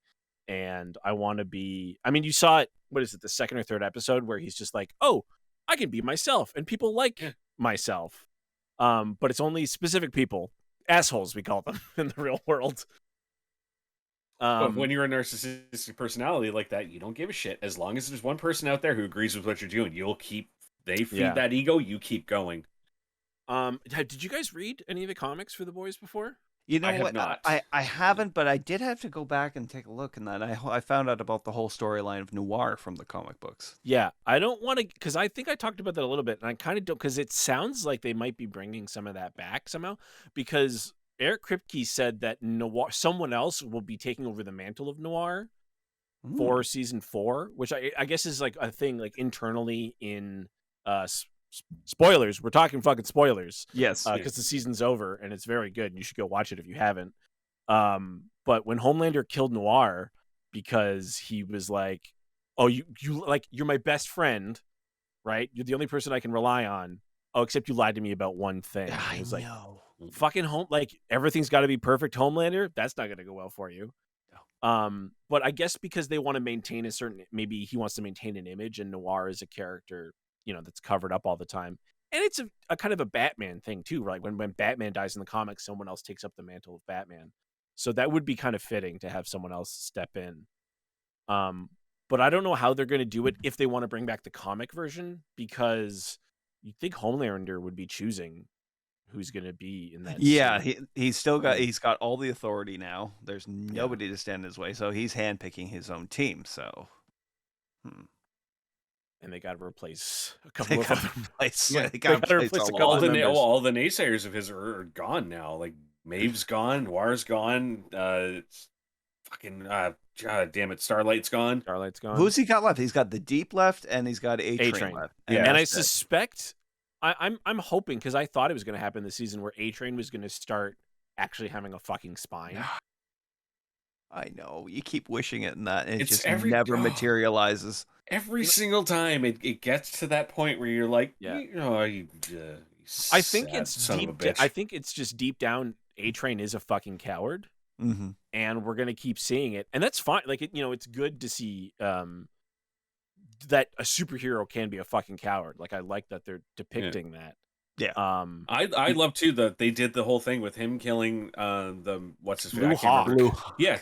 And like that, trying to like for outwardly be like, this is his redemption arc. Like he's gonna do this for his people. And then like as soon as like his brother finds out what he did, it's like now I want nothing to do with you. And it's like, dude, I don't want the guy just in this house. Do any right. Like yeah. He's like George Costanza. Every instinct he has is wrong. Yeah. Who we talking about? A-Train? A-Train. You got right away. Oh, he's just his arc. I think there was a moment where I was like, oh, he's actually gonna redeem himself at the orgy. That's literally what we're talking about. And then just he's always right there, but then he finds a way to. Well, I think Dewey, not Dewey. Yeah, Dewey. Huey. Why did I say Dewey? You're thinking Huey, Dewey, and Louie. So Huey just sort of brought him back down, like just knocked that good right out of him. Well, also remember, because he was at his lowest point, and the person he fucked over was like, well, fuck you then, right? And so instead of him getting like a hug he basically needed at that point, which is kind of, I think, what a lot of the show's about, which is like, hey, when you're at your lowest, don't be an asshole, and don't be an asshole to that person, and everything works out a lot better for people. But yeah, Huey just fucking punched him in the jaw in the in Herogasm, and totally like knocked out any chance of him kind of like trying to be a good person again. Which he kind of deserved, obviously. But because the show's not, obviously it's not really about A-Train, it's more about Huey, who is basically the main character in the comics. But I don't know. I think A-Train can't redeem himself without dying, right? And the writers know that, and I suspect that the character knows that. Like, he can't stand up to Homelander without dying. And that's definitely solidified now. Yeah. Especially after that last bit. Yeah. But when you wonder how close is he to getting to that point where now, like, even his own family wants nothing to do with him. Like, even they don't respect him for anything anymore. So it's like, maybe we get into season 4 and he's at that point where it's like, maybe dying's not so bad. Let me take a shot. Well, that's the thing. Like, he's finally grown a conscience, but now he has no one good in his life. Yeah. Like, you can see he clearly wants to be a good person. He clearly wants to be a hero, but he just has zero clue how to do it. Yeah. Dave, take it away, man. You're doing some good conversations there, man. Just shooting shit. Yeah. I think what was really interesting, I'm just gonna bring one thing in, is that they didn't even try. Take it away. Shut the fuck up, Dave. Wait. I wanted to say this one thing, is that they didn't even try to veil the fact that Homelander is Trump with superpowers in this season. It was just like blatantly right there. That was amazing and both scary at the same time. I mean, on one, it's kind of annoying, because obviously we're all sick of Trump. Yep. And everything to do with Trump. But I'm hoping that some people realized that, because there's a lot of people who fucking loved Homelander, and they're like, wait a minute, Trump's the bad guy here? It's like the people who Homelander's put the on the bad Punisher guy? shirts, and they're like, yeah. Right? Yeah. Where they were, and then like still went hard on the no, Homelander's the good guy, Trump's the good guy here, and you're like, yeah, you're not getting the show. You're just not understanding what's happening here. Nope. Absolutely not. I think the very last bit with Homelander kind of typified that. You know, even they saw him at his absolute very worst as just a murderer, somebody who just murdered somebody who voiced a different opinion, and they applaud him for it. Well, that's what I like. Is like, what I loved about that scene is the parallels to Trump. Is if anyone recalls the statement that Trump made on the campaign trail before he became president, where he literally said, I could murder someone in the middle of the street and they would still elect me president because people love me. Yeah. And they literally took that line and made that the last scene in the episode. And I'm like, God, that's fucking scary. Did he say elect, or did he talk about ratings? I can't remember. No, I think he said he would still be elected president. Okay. Yeah. God, he's the worst. Harcraft said something good in chat. Is that A-Train keeps trying to take a shortcut to being a good person without doing the work, and that's 100% it. Yeah. Now you can go, Dave. He's in a weird situation in that he's also being artificially given his own origin stories in that by a marketing team. Oh. Yeah. And I don't even know how you do that, because he wanted to do, the Africa thing where he wanted to really like promote these African roots that clearly the character doesn't really Connect have. with. No, He hasn't connected with. Yeah. And then they're like, we're like, they make the product and then release it. And then a week later they release a different product where it's like, which version of A-Train? But it's also very comic books. I absolutely love, because it was legitimately like, that was such a great representation of his character, where like, I want to do this thing to represent my real culture and the people, and they basically went like, yeah, but we're gonna turn you into a Kendall Jenner commercial instead. Yeah. Like, Oh my God, that was so well done. Yeah. That was so. Eric I remember I hadn't watched it yet, and Eric tweeted me, do you know about this Pepsi commercial? And I was like, yeah, I know what you mean. And then I was like, I was just, that's cool. There's no reason. The whole time in that commercial, I was jokingly saying to myself, at what point are they going to offer one of these people a Pepsi? And then I'm like, oh my God. They full on do it. Oh my God. So It's so much better too that it's Pepsi and not Coke. Yeah. And I know the Kendall Jenner ad was Pepsi, but there's just something so shitty about Pepsi commercials. and Pepsi in general. Like, by the way, if Coca-Cola would like to sponsor this, but no, they're also an evil corporation, even though I buy their products. Just give me some Coke Zero. Are they do they do Dr. Pepper? Or is that Pepsi? Dr. Pepper is its own company that license out their product to be sold depending on the market. So in North America, it's sold by I should say it's distributed by PepsiCo. But Dr. Pepper is supposed to be its own entity, but they're probably owned by someone else. Always learning something on this podcast. Always. Yeah. Hey, go, Dave. You do it. Okay. What else can we talk about? Did you guys? Because I'm just jumping to the end because I don't see the point in talking about too much. Because just jump to the end and then work our way back. Yeah. So with Maeve, do you guys feel it was cheap? Because in the more you know, in the comics, Maeve does not survive. Spoiler. But also dies sort of differently. But what did you guys think of her finally getting to fight Homelander and showing like she's not as strong, but she's a better fighter? I like that. Fantastic. And basically getting her happy ending. Yeah. Mm-hmm. Which is great because like, with her being like, like the LGBTQ representation on the show and that, it's like if they had actually killed her off and that, like, it's also like they were exploiting her LGBTQ ness on. I mean, they exploit her in the context of the show. Yeah. Right. Yeah. But Eric Kripke did say he's kind of sick of that trope of like, oh, the gay character doesn't get a happy ending. Oh, they die a hero, and it's like, yeah, it's a bad trope. Yeah. I hope it leaves the door open for her coming back because I like that actress. I liked how she. Like her arc on the story, like her jumping out of the window with Soldier Boy was very unexpected. I didn't see that coming, and it was like I thought she was gonna die. Like I thought, it's very like I'm too old for this shit. God damn it. Yeah.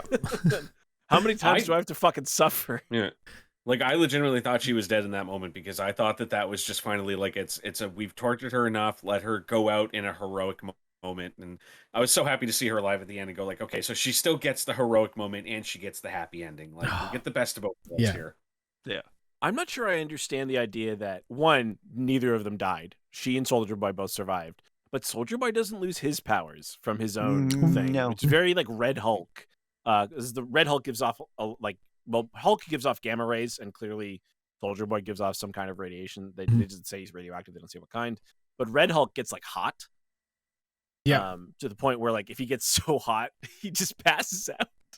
There's a limit where just like in real life, man. Nap. So they someone interviewed Jensen Ackles about him coming back because of the ending. Like he's put in the cryo chamber, and he said that he's talked to Eric Kripke, and he's like, Kripke has a plan for everyone on this show, like he does, like for all of his shows. So they're gonna leave the door open. He didn't die. He'll come back if they ask him. You know, so he was so good. He was such a great addiction. I loved that moment where you think, oh fuck, they're gonna team up because Homelander's kind of got to him about the sun thing, and then he was just like, if you have to bleep this, Eric, bleep it, but he was like, "You're a fucking pussy, god damn it." It was like it was a line on the show. I love that they use the toxic, like they're like Homelander and he are just like the epitome of toxic masculinity. And they both hate each other basically for it. And I'm like, yes, you're getting it. God bless you, Harcroft, for that comment. That Soldier Boy was like old school toxic masculinity versus Yeah. I used to, blah, blah, I used to bang all these chicks, blah, like, we used to do Quaaludes, blah, blah, all this shit. And like, hypocritical. Cool. Remember, like, walking through the woods in that one scene, he's smoking weed, and he's like, I used to put so many people in prison for this shit. Yeah. Just like a real cop. Harcroft in the chat wrote, Jared Padalecki is gonna be the one that wakes him up. I was gonna save that question for last because I wanted to know who do you guys think you would because I don't know if there's a character specifically. I can't think of one having read the comic, but what kind of character would you think Jared Padalecki should play in this show? Walker, Texas Ranger. No, please no. He's already playing that. Because he was always called Sasquatch on Supernatural. So I think it'd be great if he played something like Sasquatch or Wendigo from Marvel Comics. Like he like turns into a big beast. That'd be a good Supernatural callback. No, like I don't know. Like, I'm trying to think of a boys character that would fit him. That isn't in the boys. Yeah, I don't know. Would it be an ally of Soldier Boy, or would it wasn't a Herogasm? It doesn't exist. Yeah, right. Boy, by the way, Herogasm love sausage. in the show is so much smaller, unfortunately. Yeah, not an island. But like I understand because apparently a lot of the crew was traumatized. But in the comic, it's like its own island. Yeah. It's its own. It's its own 6-issue arc. Do people know what actually happens in Herogasm for the comics? Like I know David does. I know I do as well. I don't know the actual. Don't know. I've just read Go for it, Dave. certain things. Well, they jumbled up a lot of things because Love Such is actually a character in the Russian. Yeah, he's the Russian team. He's a help. He's helpful there. But like, I mean, everything's different about this season. Like Soldier Boy is entirely different, right? Soldier Boy isn't like a piece of shit necessarily. He actually is, and he's also not Homelander's dad by any stretch in the comics. Homelander is really just like a test tube baby. But if I'm not mistaken, doesn't a nuke go off at the end of Herogasm? I haven't read the comics for a long time. It was a long time ago. All I remember is that they used to the company they needed time for their superheroes to relax and just do whatever. Relax. And like a lot of people would die. Because they would just like stream in sex workers. And the superheroes would literally just like rip them apart. Just like you're free to murder and fuck and whatever you want to do, but they'd fuck each other. But also Homelander would get fuck Homeboy. Fuck. He would get fucked by Homelander. Yeah. I'm sorry. Homelander would get fucked by Soldier Boy. Soldier Boy, yeah. It's a whole thing. That's why people were asking if that scene was gonna show up. And Jensen Ackles was very specific. He's like, I'm not doing the role if I have to get fucked by Anthony Starr, I guess. But Because that also would take on a very different context in the show. Yeah. Now, Yeah. right? Being like having a that father. thing. Plus, they like I thought it would have been a cool idea to show that people that there are team ups and like worldwide events for these superheroes, because that's what Herogasm is. Like they stage a giant, Avengers level event, and it's really them going away to an island to fuck around. Yeah, they have to go to another dimension and fight, Mega Thanos, and really they're just, giving each other rim jobs. Yep. Yeah, we broke it's out. terrible. It's like I actually can't believe that that's a real comic that got released that you could buy at like a comic store. Like it's not like a special store you go to underneath a bridge, inside of a warehouse, inside of a club, inside of a rave. I said the same thing about Preacher back in the 90s. It's like this is sold to kids on the same shelf that Superman is based on. So I know that the TV series is loosely following It's the comic way series. different now at this Yeah. point. Mm-hmm. But like I know that they tend to follow kind of like Walking Dead. They tend to follow the same like timelines, but just change up the storylines and whatever. But how much further ahead is the comic than where the TV show's at? They're actually pretty well on par at this point. Although because I started I remember when I got into the Walking Dead TV show, I started reading the comics, and my goal was always to stay what I felt was a season ahead of the TV show in the comics and everything like that, and kind of follow along. But then once they ended, I was like, well, I guess I'm done with the show too. Yeah. I mean, there's a very different trajectory for the show. Yeah. Because Homelander doesn't take over the company in the comic. No. But it is setting up for roughly, I don't want to say, because it's probably going to happen next season, but he does something else. Yeah. That's obviously quite bad. That's probably going to be that you're going to be like, wow, they were smart to start with the Trump analog. Yeah. I wonder if because in the comic book, the boys, they take a temporary V as part of their government contract type thing. I wonder if this season is laying the groundwork for them actually getting a stable version of temp V in them for next season because they're going to be going. It looks like they're going after them more. Considering what's going to happen with Billy Butcher and that, if he doesn't get some sort of a stabilizer in that, he's gone, right? But I mean, that stuff did happen in the comics. I don't know if it's going to happen in the show or what, but a lot of them just, and also a lot of the characters are different. Mother's Milk is supposed to have superpowers. Mother's Milk is super strong. He was born with compound V in his veins, and actually had super strength, and hated everything about it because the story with someone killing his family is basically the same, but he also punched somebody to death when he was a child because he was so strong and he didn't know it. And there was a whole thing. The reason he's called Mother's Milk is because he had to drink his mother's milk, even into adulthood, because he would die if he didn't, because that's where he got the V from. So it's a whole thing. I don't know why they call him Mother's Milk in this. Yeah, it doesn't make any sense in this version. Maybe they do bring really that sort of thing to call somebody, but if that's it's hey, it's like if you were diabetic and I called you Insulin Boy, that'd be really fucked up. So you know how we were talking about Jared Padalecki possibly coming on the boys eventually. Apparently Eric Kripke is bringing another supernatural person into the fold next season. They're talking to Jeffrey Dean Morgan to join the cast. So I got real excited that Castiel was going to show up. He's in that stupid Gotham Knights TV show that looks fucking terrible. That they're filming in Hamilton. Yeah. They're filming 2 DC shows in this city, and neither of them are good. Titans, yeah. Nope. That's fair. Nope. Last season was all right. It was an improvement. Yeah. On the plus side, though, Jeffrey Dean Morgan is a fucking sensation and should be in everything. Yeah. I don't know how they're gonna get him on the boys. I guess he doesn't have to be the whole time because he's also doing that Walking Dead show. Whatever the fuck it is. That's done. No, the one with Maggie? There was supposed to be a spin-off. It's in the final season right now. It's already filmed. Oh, I didn't know the spin-off was already done. Oh, I didn't know they were doing a spin-off. Oh, yeah. Okay. It's more importantly, it's Negan and why? Can we stop? It's Negan and Maggie going through the island of Manhattan for some reason. I don't know. Can they just we're done. Just give it up. It's done. I think more importantly, who's going to take care of Jeffrey Dean Morgan's ranch while he's 10 years? Come TV back show. and do another Walking Dead series. No, we don't need enough. 7 of them. No, right they're now. doing movies Enough. already. No, So I don't know why. Yeah. Kirkman is rich enough. He doesn't need to do any more shows. He should just fucking retire on his bed of money. Write another. He writes a lot of comics. Well, we stuff, have that the animated show too that he does. Invincible. So I'm looking for that. That's coming back I soon. thought that show was done. Great spin-offs of that in a few years. Just the first season. Yeah. Yeah.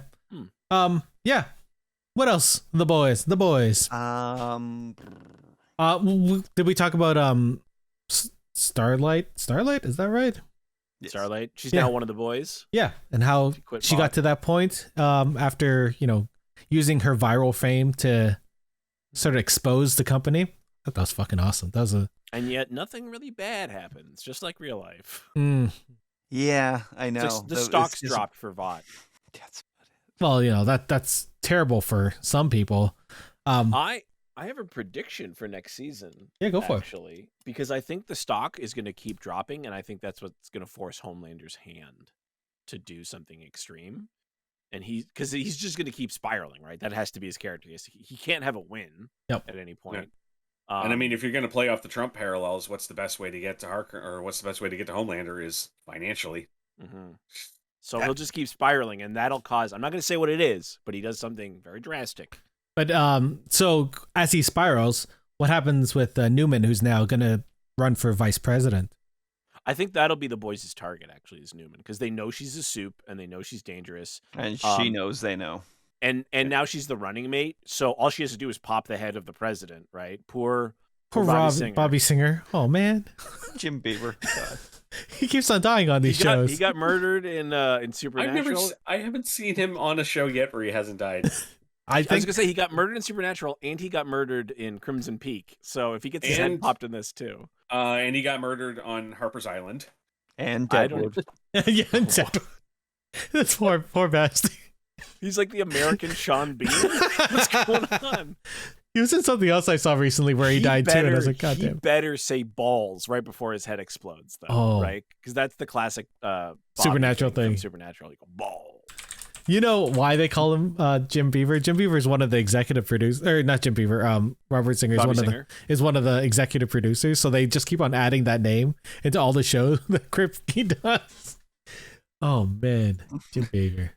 Yeah. What else, Dave? What else about the boys?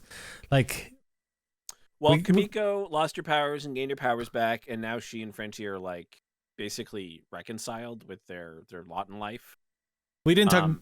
Mother's Milk went through that whole PTSD thing with his daughter experience, like showing seeing her his true self. Yeah. So that I think that's actually a really nice message in the show, is that he was so afraid that he was going to traumatize his daughter by showing what's wrong with him, what he feels is broken about him.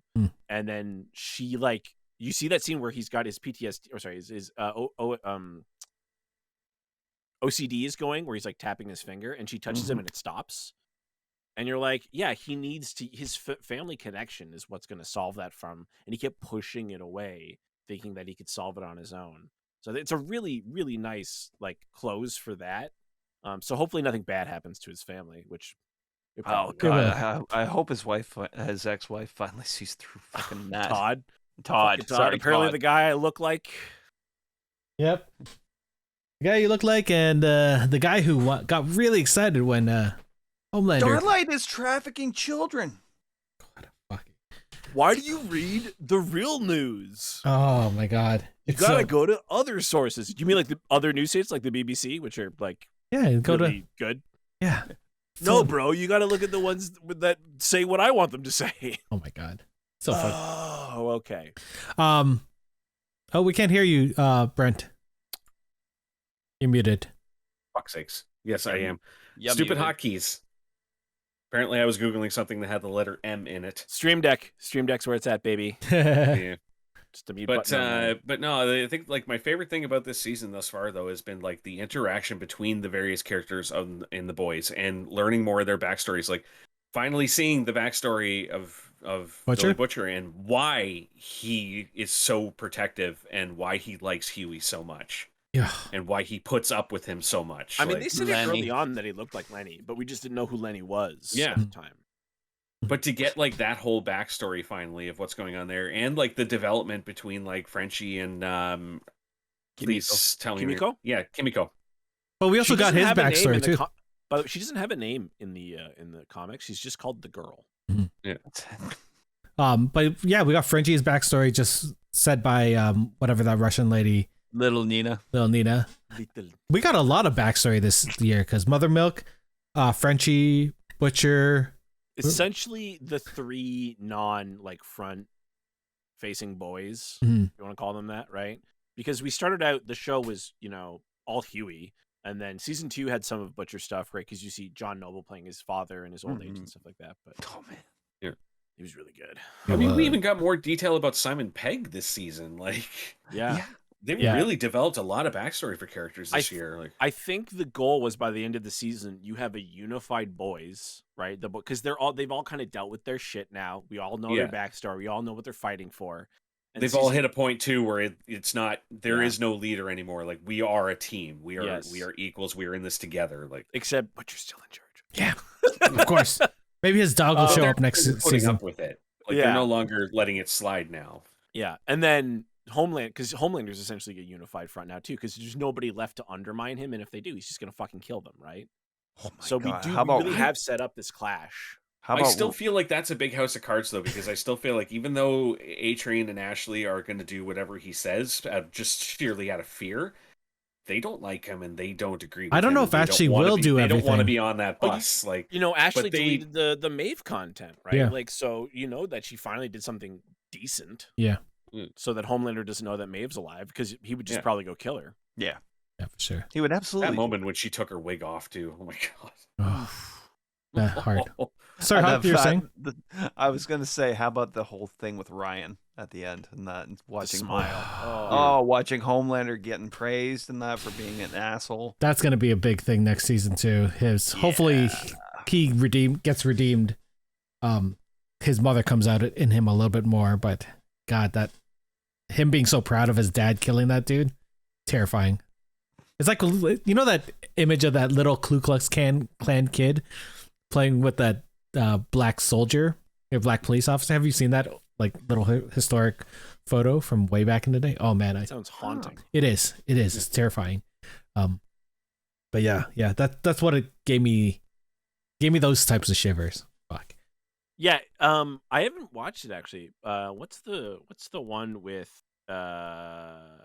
oh my god, my brain doesn't work anymore. Yeah, man, It's a neither. superhero kid. It's basically evil Superman kid. Oh, Brightburn? Oh, Brightburn. Brightburn. Yeah, I'm thinking Yeah. like that's basically That's the fair. goal for Homelander, right? Is to turn that kid into yeah, him. that's true. Actually, Yeah. that his But little mini me. I mean, the show's kind of gonna have to be. They're gonna have to have the kid like fight Homelander, I guess. Is that the end goal? You think for this? I don't know. I don't know how many seasons they have left in them. Like, I think, can't imagine it going more than 5. Yeah, I have trouble predicting anything with the show because the show is just known for it will. Here's one way we can go. Here's another way we can go, and here's the absurd way we can go. And they always go with the absurd. you mean like the first Like- episode, where I was like, I need to see Hawk's reaction of this. Who would have thought Oh my Hero-gasm was the tamest thing in this season compared to that? It's true. I almost wonder if that was like an ideal of theirs. Is like, we're gonna do Hero-gasm, and it's this big event that everyone knows from the comics. Let's make that like the tame episode. Because the first episode is gonna be the one where you're just like, oh fuck. Oh my god. I've never thought I would see the inside of this without a camera being used by a doctor. God, I wish I didn't say that. Oh, You talking about the urethra, Eric? Yep, Are you talking yep. about a urethra? I'm more thinking of I'm getting to the age where I'm gonna have to that type of procedure It goes is in the other possible. way. Eric, you're thinking of Uh, a prostate exam. No, but apparently they do both for certain. If you have, What? there's a YouTuber who I follow who's like, I've been having some medical issues, and a doctor decided to fuck one up there to take a look. Yep, no, I know. I don't know why I want to they take us somewhere else. I'll drink whatever I have to drink to not have to do that. Yep, that's fair. Anything else about The Boys? Where do you see it going from here? Like, I know we don't really know other. I mean, I know, I just don't want to say. Yeah. Because I know there's one big plot point. Yeah. But I think it's going to be the huge clash. Yeah. I don't know if they're going to like lead. It'll be like a mid-season thing or an end-of-season thing. With what Homelander is going to have to do. Other than obviously he's not going to blow up the planet because that would be kind of a pointless ending to the show. Because he did say that, right? He's like, I'll just destroy everything. Kill every He's just person. like, I think he wouldn't destroy the whole planet, but he would take out large swaths of it.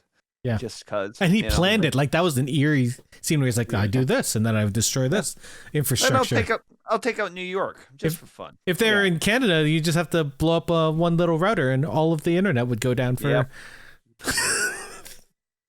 We got beef, Rogers. We got beef. Yeah, lots of beef. Fucking hell, that took forever. Lawsuit has already started, by the way. Oh, good. I you know what? I want my $50. My $50 for my 1 day of service. Fuck that. How much of our GDP was lost in 16 hours? Ridiculous. Because our e-commerce was 50% down. I think you're right about the show only going 5 seasons. Kripke seems to be his number, 5 seasons. I don't think he even wanted to do 6 for Supernatural, but I think he did do 6, and he kind of stretched it out a little bit, and I think the show did suffer a tiny bit for it. So I think now that he has like basically full creative control, he's going to do what he wants to do. And I think the Boys Omnibus is 50 comics. So I think that's a nice, healthy amount where if you do like almost like 10 comics 10 per each. season. Yeah. So I think he's got it pretty well planned. Well planned. He keeps changing things too when he thinks he has a better idea, which he clearly has been, because it's been phenomenal. Yeah. And the people I know who read the comics as well, like they're loving it. Like I don't have any gripes with them changing stuff. Nope. You know, there's tons of problems with the comic when it came out. You know, like they're all white characters. Oh, so many white people. A-Train's, you know, like a lot of the characters are totally different. I know the whole thing at the beginning of the, you know, like we saw what happened with Starlight at the beginning of the, you know, first it's much season. tamer in the show, surprisingly. It is. It's yeah. really bad in the comic. It's really bad. But I think the crux of the show is really going to focus on the Homelander Trump analogy, rather than what happened with the amazing reveal in the comic. That's I wonder if part of it is because you can't hide that.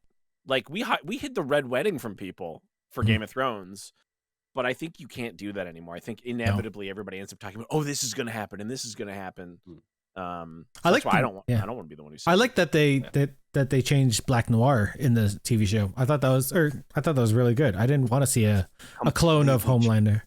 Oh, Eric. An insane clone. They're not going to do that on the TV show. No. Black Noir. We don't know if they're going to bring back a different Black Noir. Maybe it will be a clone, and then there'll be a whole thing. Oopsie. Well, what if no? Maybe at this point, maybe they clone Black Noir. Oh. I mean, it's a really cool thing. I'll say it. In the comic, they keep a clone of Homelander that is Black Noir, but Black Noir pretends to not have superpowers actually, and is Batman. It's straight up Batman. Yeah. Whereas in the show, like Black Noir clearly has superpowers and stuff, and Black Noir's job is to kill Homelander if he ever goes off the rails, and that makes Black Noir go insane because Homelander actually is like, you think he's this piece of shit, but he's actually a good guy, and he's always trying to do the right thing. He fucks up, but he is trying to be a good guy. The complete opposite of the version we have in the show. And so it drives Black Noir insane because all he wants to do is his job, which is kill Homelander, but he's not allowed to. So he does all this really fucked up stuff dressed as Homelander. So you think Homelander is this evil guy, and then turns out Homelander. It's so weird because if you want to turn the trope on its head, right? You make, Superman is the bad guy, which has been done so many times, but The Boys wasn't that late to that party. But then you even turn that on its head. It's like, no, Superman is the good guy. Oh man. But obviously, the show won't go that route. No. Harcraft has a good question in the chat. He said, "What if they spend an episode of next season of Homelander hunting down his clones that Vought made?" I mean, that'd be like one episode. He's super fast. And he's got X-ray vision, but he might not know where they all are. He's gonna have the Deep look into it, and the Deep's gonna be like, "I don't know how computers work." Do you fuck it? Is that what you do? Oh God! Oh my God! It's just amazing how they like this is like, I know Aquaman is a laughingstock, But like Aquaman isn't a fucking loser. You know what I mean? Like Aquaman's like the king of a subterranean continent and is like actually a really cool character in the comics and has a lot going for him. But in the show, they're like, what if Aquaman was just a huge fucking loser? I have a good question to end us off on. If you had one or maybe two scenes that totally shocked you, what would they be of this season? Hawk. Well, let's see. Obviously, number one is the first episode in that where you, like, I remember saying about like how if you're like, imagine you're a CGI artist and it's like you're just starting out in the business and it's like, hey, I'm going to be on The Boys and that. What's my first job in my animation department? I'm trying to see which part of this first episode you're going to say. I would hope which part? that's the first job I get. Are you talking about the giant urethra? I'm talking about the giant penis head and that a tiny little man walks into and that and just starts gingerly pawing at. What makes you think that the penis was CGI? Because they actually did an interview about the penis. So they did a lot of research on it. They interviewed the penis. they talked about texture and how like the veins and what they wanted to make it. I can't believe I'm talking about this. The way the hole crinkles in like that, you know. Presumably they rotoscoped him inside that penis. Like they filmed a dude on a green screen. Yeah, for sure. And then rotoscoped him inside of a CGI penis instead of making it all CGI. I don't know if they made the walls when he went in. They could have just. Do you think it's worse to be the CGI artist or the actor? It was like, one, you have to be okay with nudity. Two, you're going to pretend to be in a giant urethra. I mean,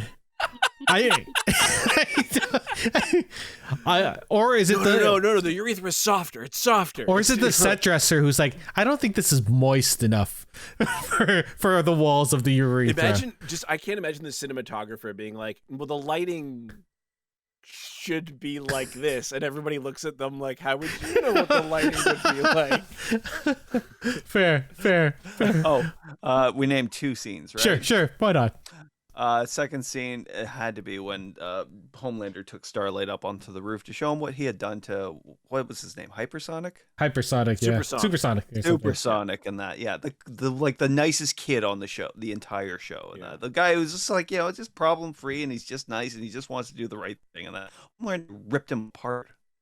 Just to show Starlight he could. What a dick. Oh, man. Oh. All right, Brent, what's your one or two scenes that totally shocked you? Or like you weren't expecting.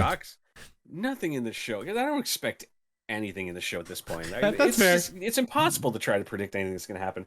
The two moments that definitely I think really got me though. Number one was the end of episode 7, the phone call between Soldier Boy and Homelander. Oh yeah, that was good. I did not see that coming. And I sat there, and that was when I posted, I think in the Facebook chat, like, game changer ending. Holy shit. Like, where are they going to go now that these two are they acted the shit out of that scene too, right? Like Jensen Ackles, man. So that really like got me eager for the finale, like never before in a TV show. And I think the other one would be the end of the Hero-gasm episode. With A-Train? Just seeing that moment of Soldier Boy and Homelander finally fighting, and then Butcher coming in, and then Huey coming in. Yes. And seeing Homelander for the first time scared. And like, oh shit. Like, I'm not in control for once. And that backlash of that afterwards, and then him lashing out because of that fear and everyone else. Like, yeah. Dave, too memorable or shocking I sequence. wish I could say something shocked me about this show, but because I read the comic, I just expect, and we know at this point, I'm just like, I just roll with the punches. Nothing makes me go, oh my god. I'm just like, interesting. The penis didn't make you go, oh my god. No. No. I just went, okay, that's what they think the inside of a penis looks like. Okay. I guess that makes sense. I'm a weird guy. What can I say? I mean, there's enough of the Ant-Man jumping into Thanos' butt, which apparently is I talk about much weirder shit off air. So these are true facts. I think I'm more shocked in Stranger Things actually. Stranger Things shocked me because I didn't know where that show was going. So I still don't know where it's going to go, and I hope it does do that time jump. I didn't. First of all, I still wasn't expecting Matthew Modine to come back to life in that show. We don't know if he's dead. Like, I just mean, well, he's probably dead this time. You never He know. did like go, ugh. So he's, Maybe. But God, you can't bring him back like a third fucking time. They This is could. bullshit. It's Stranger Things. Enough of this fucking Jean Grey bullshit. Yeah. But nothing from the boys? We were just like, oh, that was a good scene. Yeah. I really enjoyed The Boys. There's nothing Just about all of it? I genuinely, dude, it doesn't shock me. I'm just like, yeah, that's what I expect It's from true. The Boys. It's true. Something that's totally fucked up. What about a favorite scene? Favorite scene. My favorite scene? I'm going to go with more me going, ooh. My favorite scene is probably actually genuinely I really liked the heart-to-heart Butcher and Soldier Boy had when they were talking about their dads and how they're like when Soldier Boy was like, oh, you took the easy route, he's like, it's not that it's your fucking disappointment. And then Soldier Boy, the parallel when he does that to Homelander, where you're like, you hate your father so much, but you're your father. Yeah. You know what I mean? Like how do you not see the irony there? Oh, yeah, that was good. Oh, But really that's- quickly, Yo. you said to point out scenes that shocked you, and I think I had PTSD when I saw this scene, and it's just come back to me now. Soldier Boy mixing the Coke and milk and drinking it. No, it's totally normal. I used to do that when I was a kid. What? It's actually what's funny is it's an old hangover cure. But I didn't know that when I was a kid. Yeah. Okay. I've All never, I don't even remember that in the thing, but okay. I had a best friend growing up who used to eat peanut butter and cheese whiz sandwiches, but hey, to each their own. The kid who lived in the house next to us would eat a bowl of ketchup watching his Saturday morning cartoons. No. He's a chef now. And like apparently a good chef. Like he's international. Okay. He's Well- learned what all the bad foods are now. Yeah. What's left?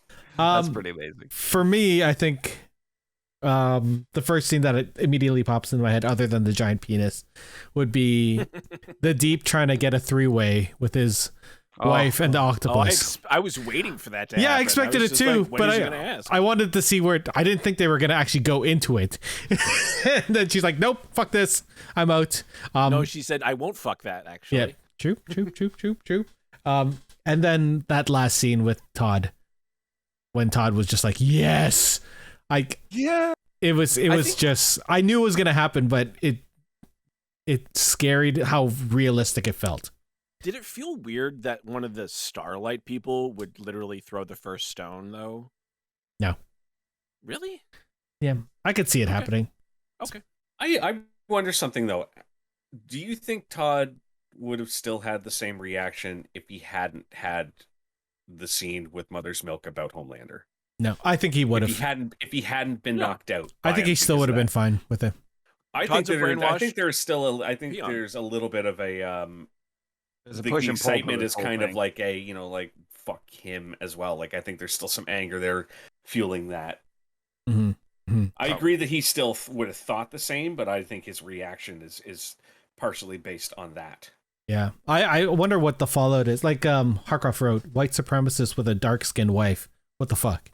Like there's They exist, unfortunately. yeah, it's interesting. Like it's got to go into play next season for sure, right? That can't be a thread that's going to be left No, undone. because they spent a lot of time this season exploring the relationship between Mother's Milk and his daughter, and this is definitely going to create more tension in that area next season. I mean, you think now though that Mother's Milk could like be like, "Hey, Homelander killed somebody at the rally. You can't bring my daughter." Yeah, but No. because even the mom, I mean, Todd didn't bring the daughter, and the mom said he couldn't bring her anymore, so Todd went alone. How fucking long is that marriage gonna last? Yeah, Not long. that's fair.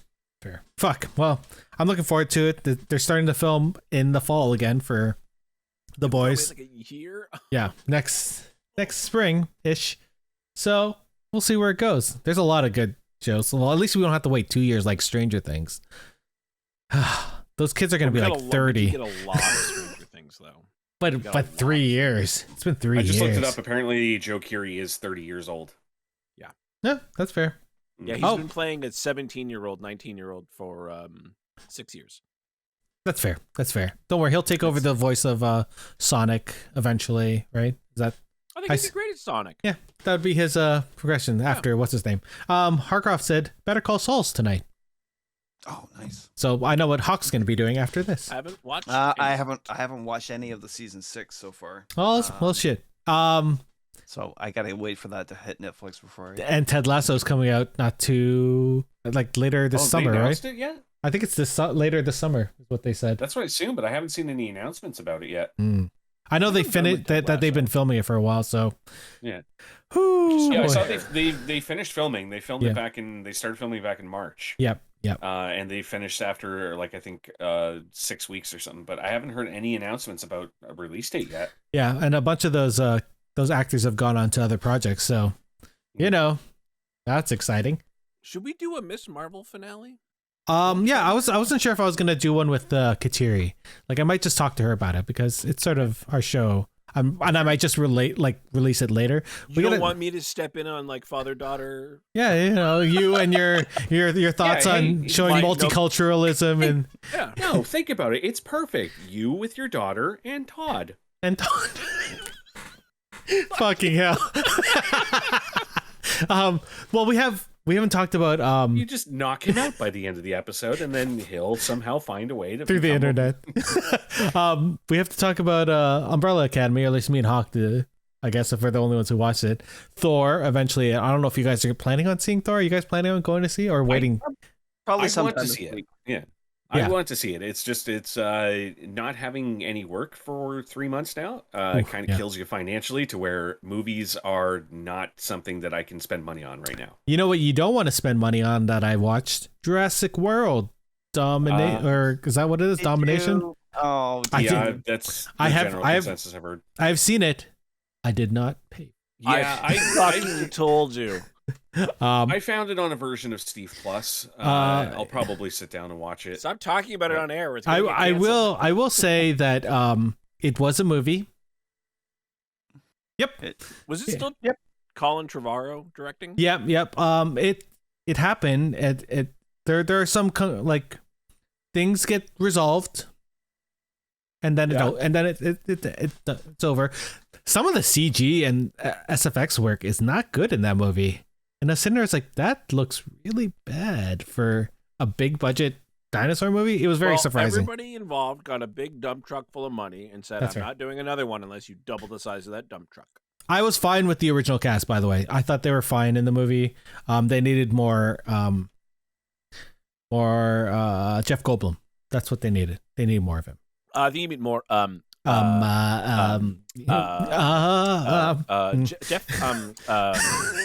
Goldblum. And I have a candy in my pocket. Jeff, you're Goldbluming right now. Am I? I think our next one, we wanted to do just a shooting the shit one, right? For the next episode, we're just hanging out and chatting. Like we don't need a reason to hang out. Yeah, and we have D&D not this week, but next week, right? What? No, I don't know. I don't think so. 2 weeks? We missed last week, and Brittany's still busy this week. I think next week she said we're back, right? Well, I guess I'll write something. We'll figure it out. I'm killing there's fucking fruit flies in my basement now, and I fucking hate it. All right. Well, thanks guys for coming on and chatting about those 2 TV shows and how I'm a Mexican. We will come back in 2 more weeks. And signing out, this is Todd, Matthew Modine, Hopper, and that guy. And there's someone listening to the audio version go, who the fuck called him a Mexican? I don't know. It was an asshole on the Twitch chat. It's true. Don't worry, he's not there anymore. Don't take this as an invitation to come to the Twitch chat and be an asshole. I'll just ban you immediately. It's true. All right. Thank you guys for coming on, and thank you out there for listening. We'll see you guys soon. Goodbye. Bye. Well, that's it for us this week on Geeks with Kids. If you want to get a hold of us, you can send us an email at podcast@geekswithkids.ca. And don't forget to like us on Facebook at facebook.com/geekswithkids. Follow us on Twitter at geekswithkidscn. Check out our pics on Instagram at geekswithkids. And you can find all of this good stuff on our website at www.geekswithkids.ca. So if you like what you hear, why don't you hit that subscribe button and leave us a comment. This podcast can be found on iTunes, Spotify, Google Play, Stitcher, YouTube, and your favorite podcasting app. Thanks again for listening, and we'll see you next time.